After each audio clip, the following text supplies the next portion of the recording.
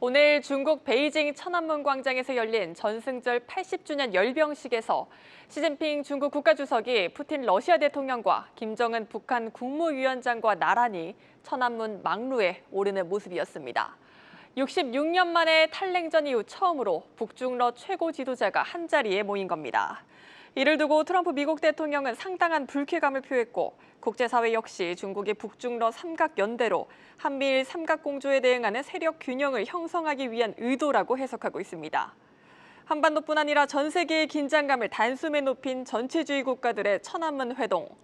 북중러의 밀착은 국제사회를 다시 신냉전 구도로 나눌 것이란 불안감을 자극하고 있습니다. 신냉전이 고착화되면 최일선에 서야 할 한국. 첫 한미 정상회의 끝에 안미 경중 탈피를 선언한 이재명 대통령의 안보 외교가 시험대에 올랐습니다. 대통령실 연결합니다. 유호성 기자, 오늘 전승절과 관련해서 대통령실에선 어떤 언급이 있었습니까? 네, 대통령실은 중국의 제2차 세계대전 승전 80주년 기념 열병식에서 이 북중러 정상이 한데 모인 것과 관련해 동향을 예의주시하고 있다고 밝혔습니다.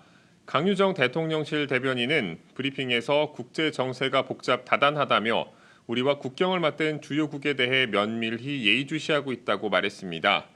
이는 미국과 중국 간 패권 경쟁이 격화되는 상황에서 구체적인 외교적 입장 표명을 자제하는 원론적 입장을 밝힌 것으로 풀이됩니다. 북중러 정상은 탈냉전 이후 처음으로 천안문 망루에 함께 서는 장면을 연출하며 중국을 중심으로 반서방 연대가 결속했다는 점을 과시했습니다. 우리 정부는 동북아 정세가 요동치는 상황에서 신중론을 펼치며 일단 민생 경제 살리기에 집중하는 기조를 보이고 있습니다.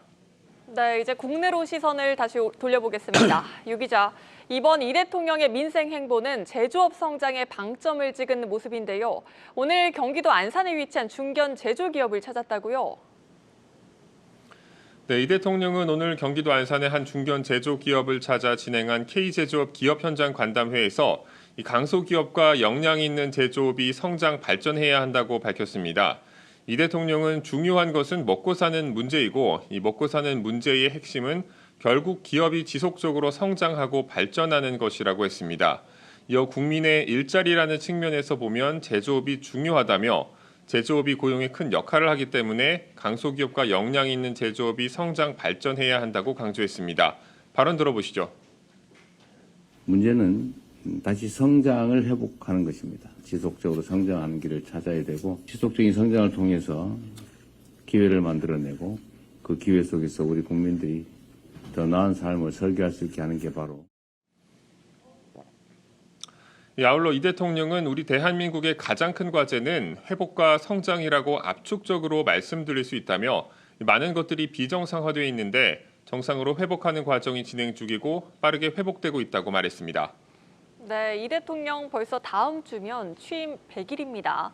100일을 맞아 기자회견도 계획돼 있다고요? 네, 이재명 대통령은 취임 100일을 맞는 오는 11일 기자회견을 열고 미래 성장에 대한 국정운영 방향 등을 설명합니다. 지난 7월 3일 취임 30일을 맞아 첫 기자회견을 연 이후 70일 만입니다. 이번 회견의 슬로건은 회복을 위한 100일, 미래를 위한 성장입니다. 민생경제와 정치, 안보, 외교, 사회문화 이 세 분야에 걸쳐 150여 명의 내외신 기자와 질의응답을 하는 방식으로 진행됩니다. 이규현 홍보소통수석은 미래 성장을 위한 정부의 국정 방향을 설명할 계획이라고 설명했습니다. 지금까지 용산 대통령실에서 한국경제TV 유호성입니다.